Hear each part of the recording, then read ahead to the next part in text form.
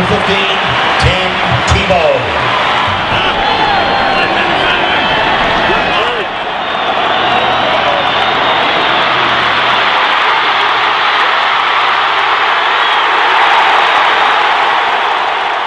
When the 2007 college football season began, Tim Tebow was getting more hype than Hannah Montana.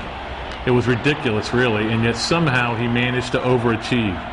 Tim Tebow put together one of the greatest seasons in college football history, becoming the first NCAA player to run and pass for more than 20 touchdowns each.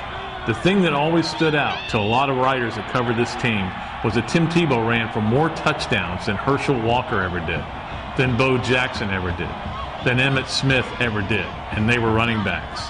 One of the criticisms that you heard about Tim Tebow was that, hey, they're all short yardage runs. Anybody could do that. And the argument back has always been, if anybody could do it, why don't they do it? They don't do it. He ran for 22 touchdowns, and some of them were absolutely spectacular.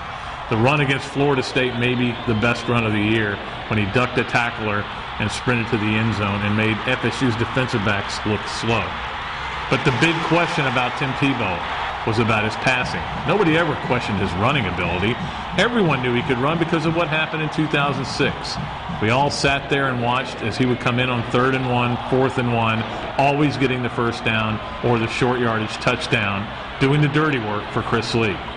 But we wondered about his passing. Even though he had thrown for 10,000 yards at Nice High School, it still was a question mark because people had not seen it at the college level. Oh, occasionally there would be a touchdown pass. You remember the long one to Lewis Murphy against LSU and the double-clutching basketball-style pass down in the other end zone to Tate Casey.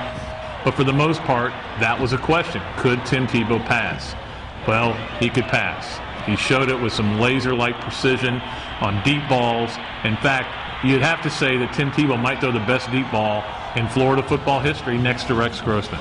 But when you look at his pass efficiency, number 2 in the nation. You look at his pass completion percentage, almost 70%. No question, Tim Tebow could throw the ball. The season was littered with losses. There was certainly a difficult loss to Auburn when Florida could not get its offense going. In fact, playing maybe its only bad half of the season on offense. But there was Tebow leading Florida right back to have a chance to win again. Just fell short 20-17.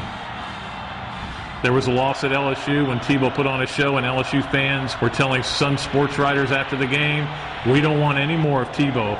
We hope we don't see him in the SEC title game. And then, of course, the difficult loss to Georgia when Tebow was playing with a contusion in his shoulder and it could not run the ball. It cost Florida, and it cost Florida the SEC and a possible national championship. But in the end, Tim Tebow put together one of the greatest seasons in Gator football history.